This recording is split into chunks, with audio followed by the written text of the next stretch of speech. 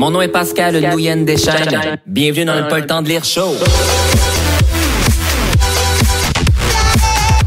C'est le rendez-vous de ceux et celles qui ont compris que leurs oreilles n'ont rien envié à leurs yeux. Ce podcast est une adaptation du blog de Pascal Nouyen Deschênes intitulé « À la quête d'un meilleur mode de vie grâce aux technologies ».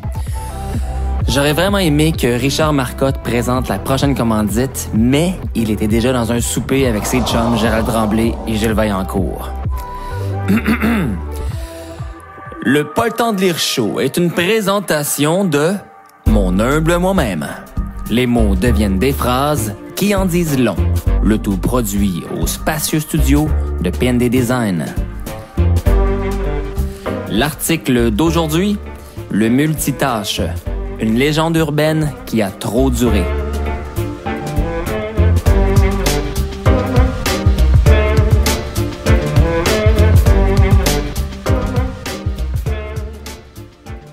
Nous le savons tous et nous l'avons entendu des centaines de fois. Nos parents nous l'ont souvent dit. Pour faire les choses dans le sens du monde, nous devons nous concentrer sur une seule et unique tâche à la fois. C'est en quelque sorte l'antithèse du multitâche. Malgré cela, on se laisse encore mettre en échec par ce fantasme de productivité ultime que devrait nous donner le multitasking. Le mythe a maintenant assez duré. C'est aujourd'hui l'heure de voir qui se cache sous le Père Noël. La mobilité extrême de l'attention. Nous mangeons devant la télé avec notre laptop et notre cellulaire sur les genoux. On navigue sur Facebook et sur YouTube en consultant ses courriels, le tout pendant que nous organisons notre prochaine soirée par SMS. Pourtant, nous devrions nous concentrer à faire une seule tâche. Soit écrire, soit lire, soit planifier. Il y a une chose qui est certaine. Nous sommes tous conscients que faire plusieurs choses à la fois nous rend moins efficaces et pire encore, plus stressés. Est-ce que l'article « Le rythme accélère, comment reprendre le dessus » vous vient à l'esprit? Devant cette évidence, pourquoi est-il si difficile de focusser sur une seule et unique tâche à la fois? Parce que ça nous fait sentir bien et accomplis. Les gens qui multitâchent ne sont pas plus productifs, ils ont seulement ce sentiment gratifiant d'être satisfaits de leur travail. Il semble que leur journée eût été bien remplie.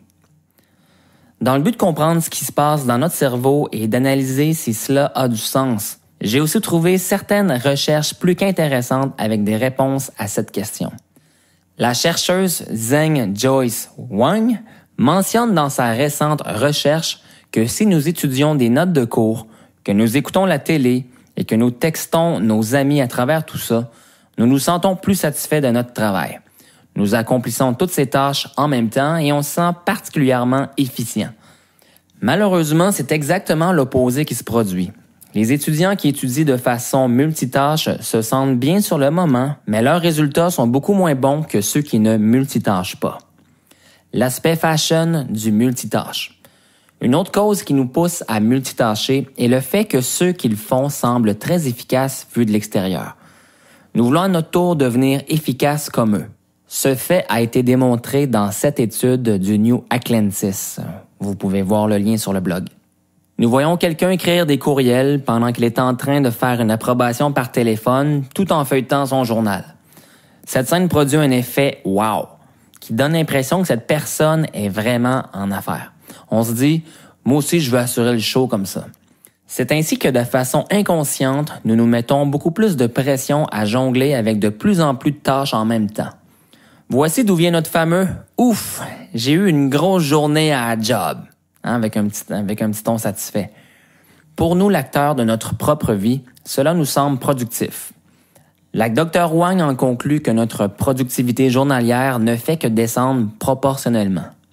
En 2005, une étude conduite par le Institute of Psychiatry of the University of London conclut que les employés distraits par leur courriel, les conversations cellulaires, voient leur QI tomber de moitié par rapport à celui trouvé sur ceux qui consomment de la marijuana. Une autre étude a démontré qu'il prend en moyenne 25 minutes pour rétablir notre attention sur la tâche qui était en cours. 25 minutes.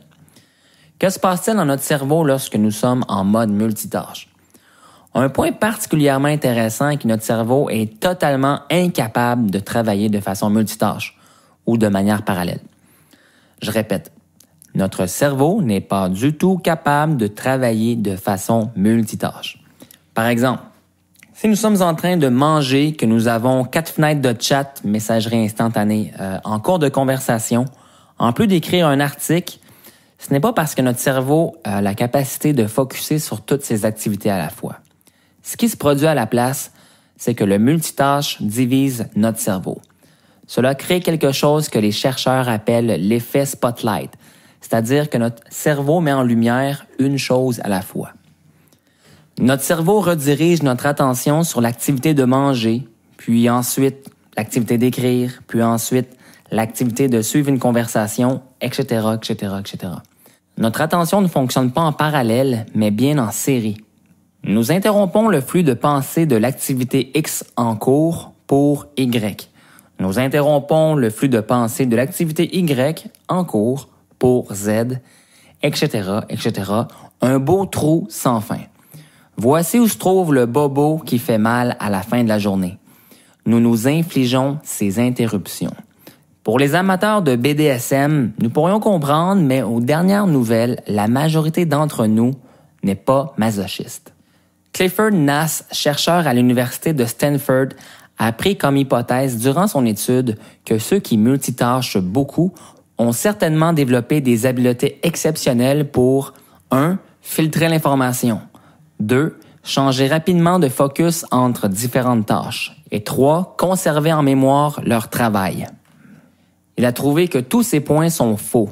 Et je cite, « Nous étions réellement sous le choc. Nous avons tous perdu nos paris. En fait, nous avons constaté que ceux qui travaillent de façon multitâche sont terriblement mauvais dans tous les aspects du multitâche. » Les gens qui multitâchent beaucoup sont en fait bien pires à filtrer les informations non pertinentes et performent moins bien lorsqu'il est question de passer d'une tâche à l'autre comparativement à ceux qui travaillent généralement sur une tâche à la fois.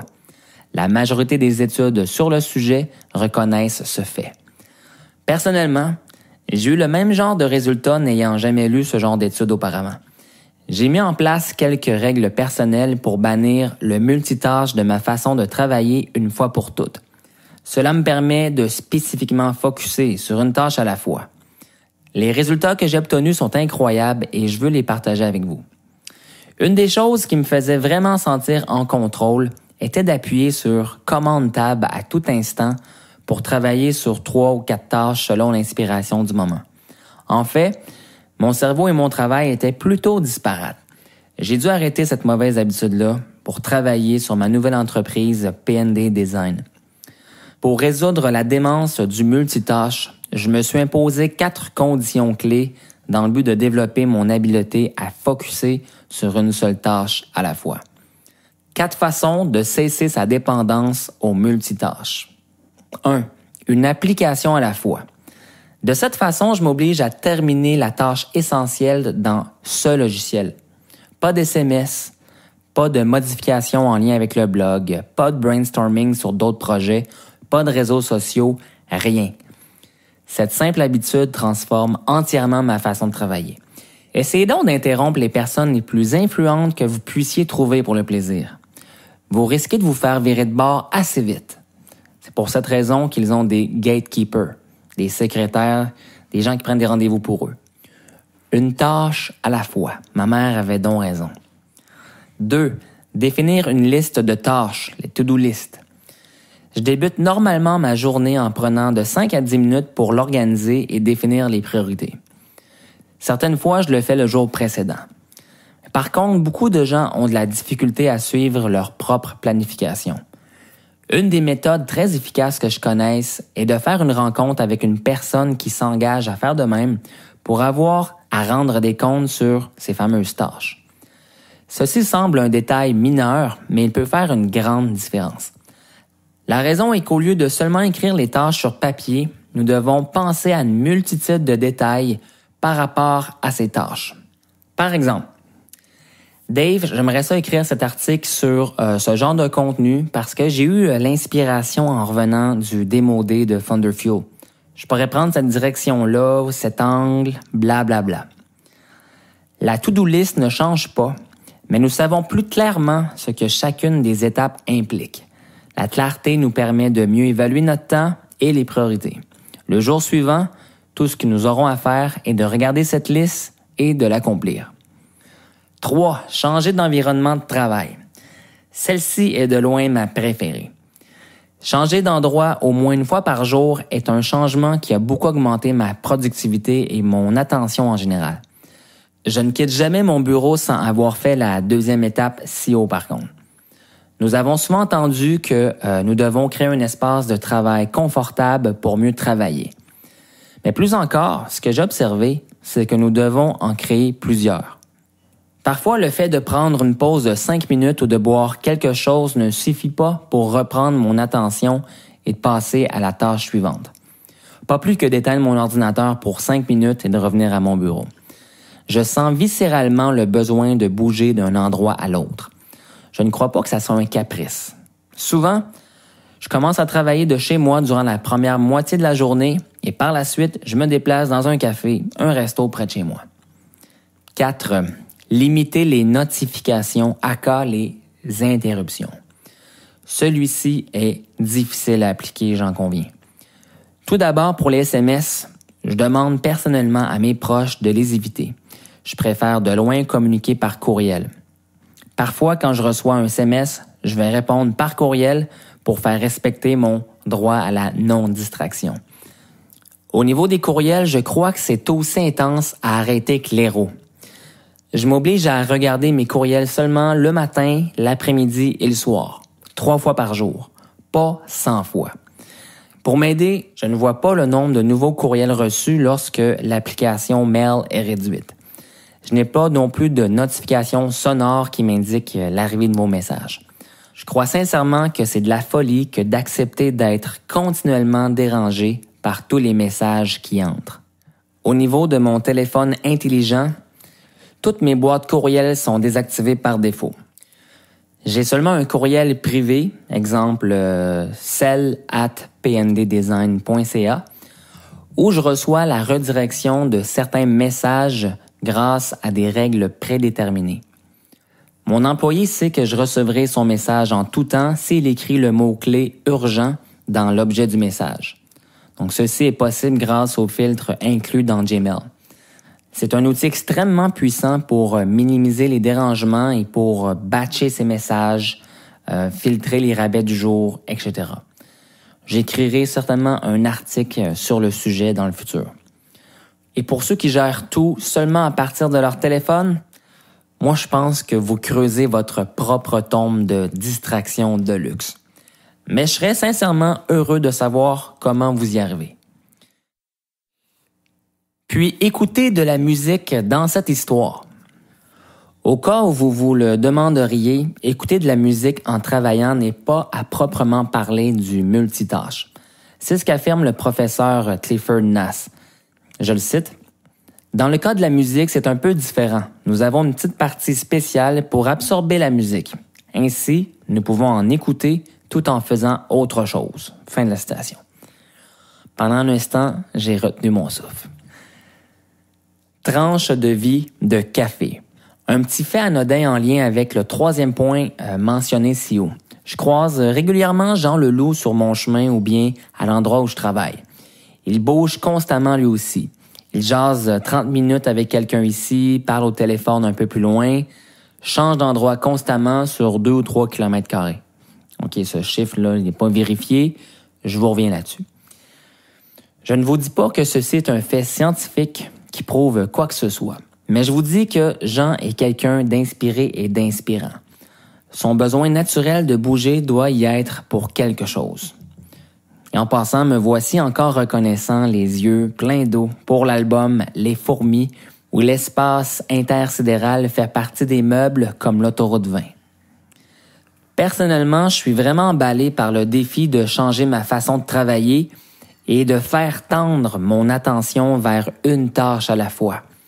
Je suis plus en plus productif de cette façon et combien plus relax, sincèrement. Protéger mon attention a une plus en plus grande importance à mes yeux. Focuser sur une seule tâche à la fois a été un des effets les plus bénéfiques sur ma vie professionnelle et personnelle.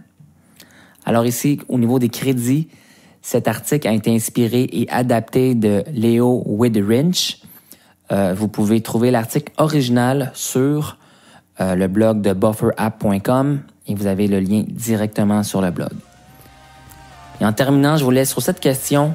Êtes-vous satisfait de votre attention ou bien semble-t-elle vous glisser entre les doigts? Alors, vous avez une question, un commentaire à faire sur ce que vous venez d'entendre? Je vous invite à me rejoindre au pnddesign.ca/blog et de là, vous pourrez trouver facilement cet article qui s'intitule « Le multitâche, une légende urbaine qui a trop duré ». C'était le Pas le temps de lire show du blog de Pascal Nouyen-Deschênes à la quête d'un meilleur mode de vie grâce aux technologies. Merci d'avoir été de ce 7e rendez-vous et on se croise à très bientôt.